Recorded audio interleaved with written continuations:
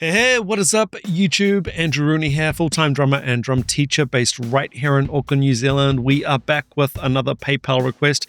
Fairly long message here, but I'm going to read it because I think it's some good context right here. Hello, Andrew. My name is Oleg. I'm one of your long-time subscribers. Thank you, Oleg, and thank you all of the long-time subscribers. Oh, right. And short-time subscribers, new subscribers. Thank you. I'd be grateful if you could do a reaction to this video. This is a concert dedicated to Phil Lynott, the vocalist and bassist of the legendary Irish band Thin Lizzy, which took place in 2005. The concert was organized by Gary Moore, the iconic guitarist, Gary Moore of While My Guitar Gently Weeps fame, and Still Got the Blues for You. I remember that being a big hit. That's Gary Moore, right? Without Googling it, I'm pretty sure that's Gary Moore. Gary himself played with Thin Lizzy several times and was a close friend of Phil. Many musicians who had previously played in Thin Lizzy participated in the concert, including drummer Brian Downey. In the link, I shared a performance of the song Still in Love with You, which is one of Thin Lizzy's best known tracks. I don't know it. Sorry. I think it's one of the most beautiful ballads in the history of rock music. The song originally appeared on the 1974 album Thin Lizzy Nightlife. Here's an interesting story. Gary Moore recorded the solo for the song, but he left the band due to disagreements even before the album was released. He was replaced by guitarist Brian Robertson. Phil Lynott wanted Brian to re-record the solo, but he refused, feeling that it couldn't be improved upon. But let's get back to this concert version. I believe it's one of the finest renditions of the song. Gary sung wonderfully, not to mention his guitar parts. However, what I especially enjoy is Brian Downey's drumming both on the album and in the concert. The way he accentuates the guitars in the verses and especially during the solo is simply phenomenal. His groove accents, fills, and quick transitions, trust me, there's a lot to admire here. Even though it might seem like just a slow ballad, he comes across as so confident and relaxed. Personally, not just me, I think he's one of the best drummers in rock history and highly underrated. I hope you find this interesting. Lineup for the performance: guitars, Gary Moore, Brian Robertson; bass, Jonathan Noyce, ex-Jethro Tull, okay. Drums, Brian Downey. Something a little bit different on this video. A couple of artists here that we have not featured at all. I'm looking forward to it. Without further ado, let's check it out.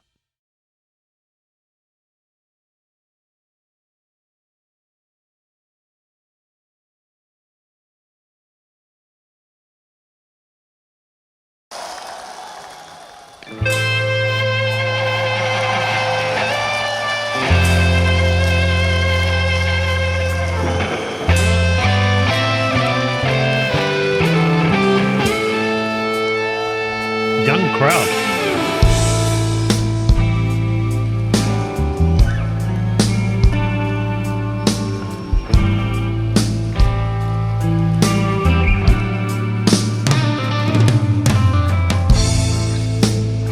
Think I'll fall to pieces if I don't find something else to do. Great groove. Sadness never ceases. Oh, I'm still in love with you. Hey, it goes on really. It's got me in a crazy spin. Hear those ghosts. Beautiful. Darling, darling, darling, darling, darling. Hear them? Is this the end?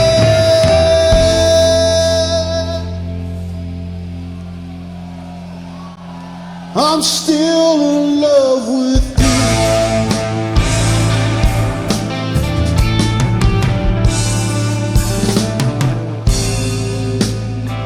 They say time has a way of healing, that it can dry all the tears from your eyes. They don't tell you about this empty feeling That's interesting. that my heart can't disguise. After all that we've been tried my best, but it's no use. Guess I'll go on loving you.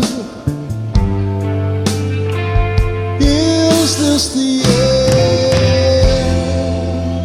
end? Just quickly pause it there. When songs are this slow, now I don't know what the tempo is here. I would guess it'll be 70, 80 BPM, something around that region. It's really slow, maybe, 70s. It can start to drag. Now, the way to get around that is to subdivide, to create some internal intensity in the music and everybody's playing. Gary Moore, I can hear that he subdivides as he plays. He's an amazing musician. And then focusing on the drums here, the ghost notes. Now, ghost notes in this situation are essentially going to be in between notes on the eighth notes on the hi-hat. Eighth notes are just ticking away really slowly. Now, if we bring in really subtle ghosts, sometimes he's dragging, sometimes he's doing a single note. In between those hi-hats, we create this like percolating type momentum. Probably momentum's the best word for it. And it prevents the music from going stale, and it gives other musicians in the band a bit of a launch pad. If it's literally just tick, tick, tick, tick on the hi-hats, I mean, that can work. We've seen drummers do that and it works.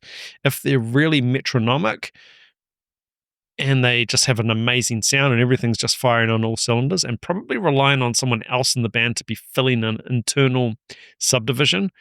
But yeah, the way he's filling in subdivision here is just perfect. It's just such a beautiful bed of music that's been created here, especially, from the rhythm section. It just creates this really easy sort of floating on a cloud sort of environment for the vocals. It is wonderful. I'm still in love with you.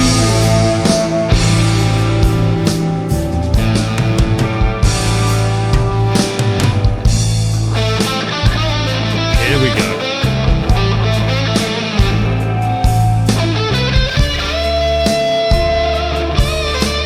Temptation here is to speed up.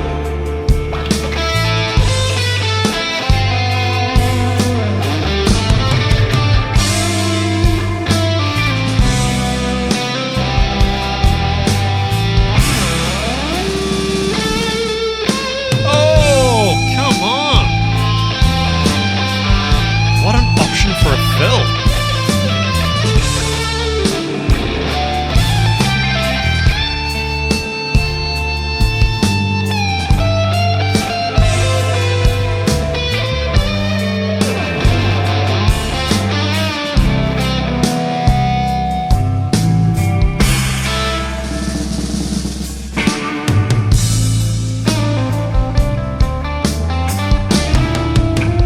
Lots of communication going on here.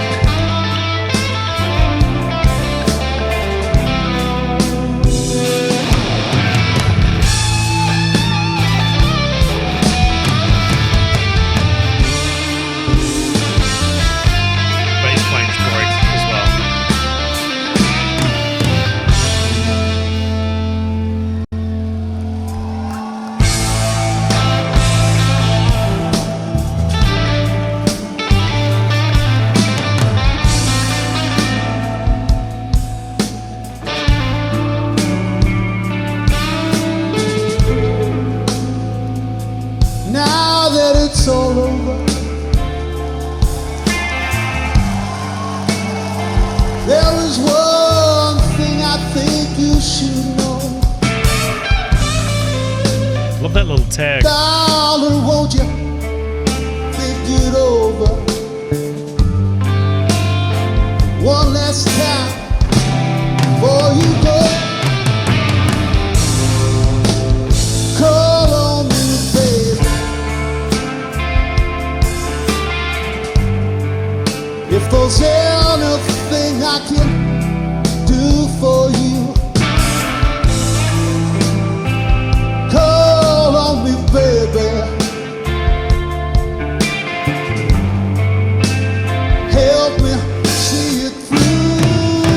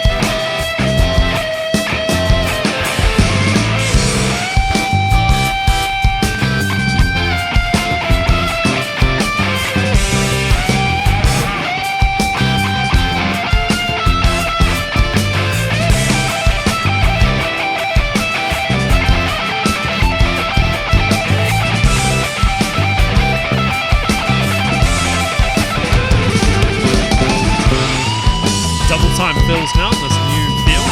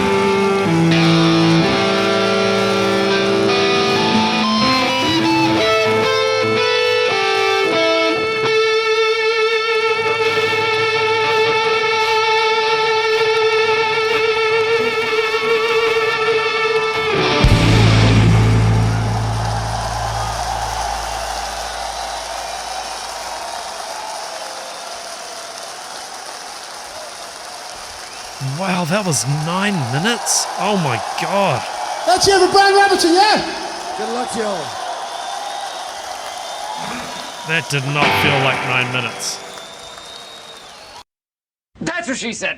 Yeah, you know what? This kind of music, which is very bluesy, and this kind of situation, which is very emotional, a fallen friend, and we're playing tribute.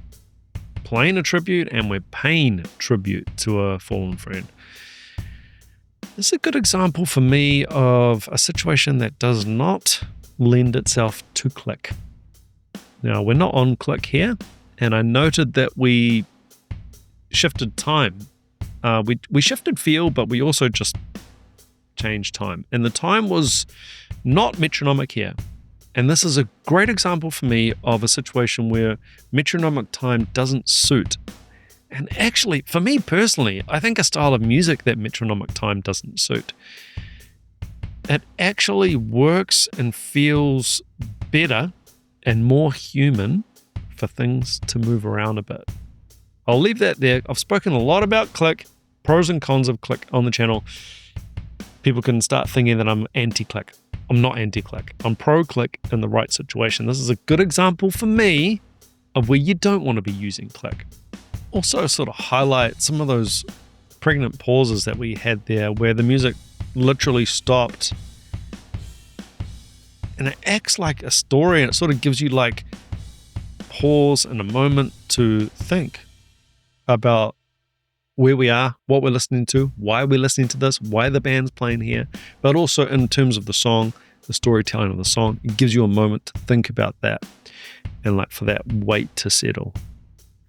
Then we start again. Really, really powerful concept. Silence. I mean, again, that's another thing I've spoken about a lot on the channel. Something that younger bands really miss is the contrast. Have loud parts, have bombastic solos, fine. Also have quiet parts, have parts where there is nothing at all, where you've left something hanging.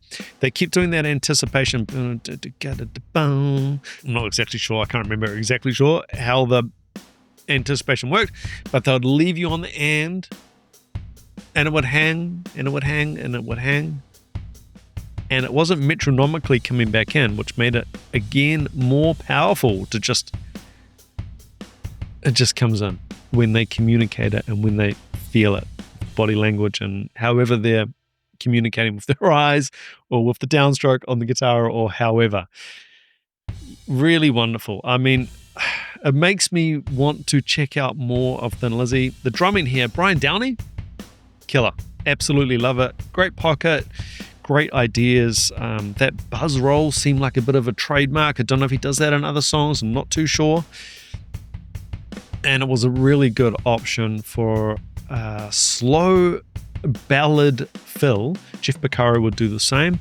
And instead of like playing like a fast subdivision fill or an awkwardly slow subdivision fill just because we have to do a fill, buzz. It's almost like just a white noise, like a steady stream of notes. It's almost like, the effect of using like brushes to just brush around on the snare.